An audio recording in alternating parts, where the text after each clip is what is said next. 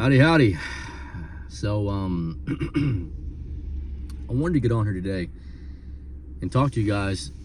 Hopefully, this comes across somebody who has felt this way, or has even said this to themselves, once in their life, or with someone that they know is Christian, right?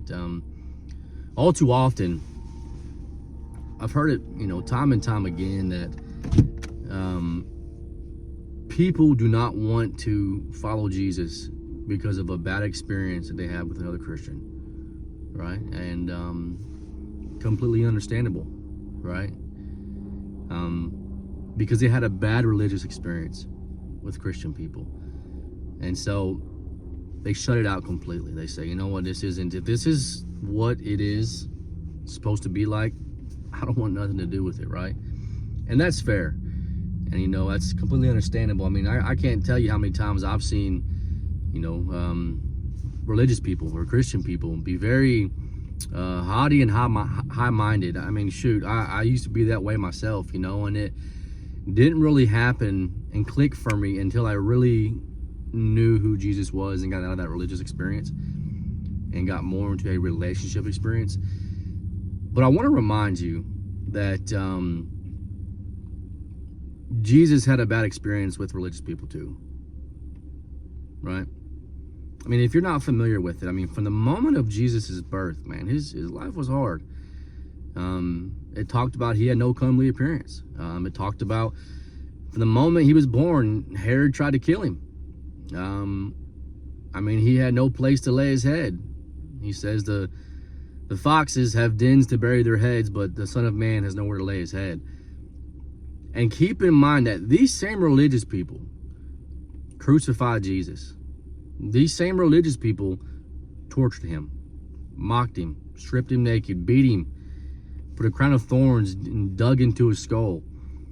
These same religious people gave Jesus a bad experience with religion, right? I mean, it got to the point so much so that he suffered a condition known as hematidrosis. I mean, you're so stressed out, you're sweating blood.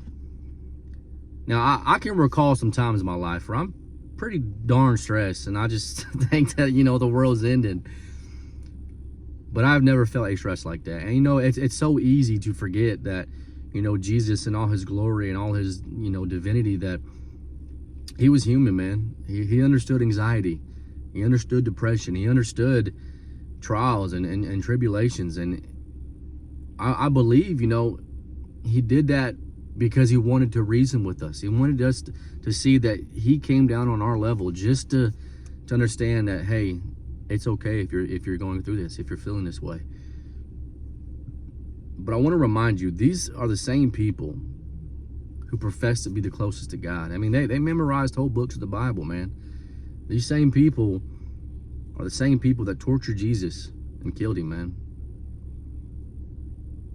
So next time you think like, oh, and I'm sorry that you've had a bad experience with someone who is supposed to give you a good experience with what it means to follow Jesus.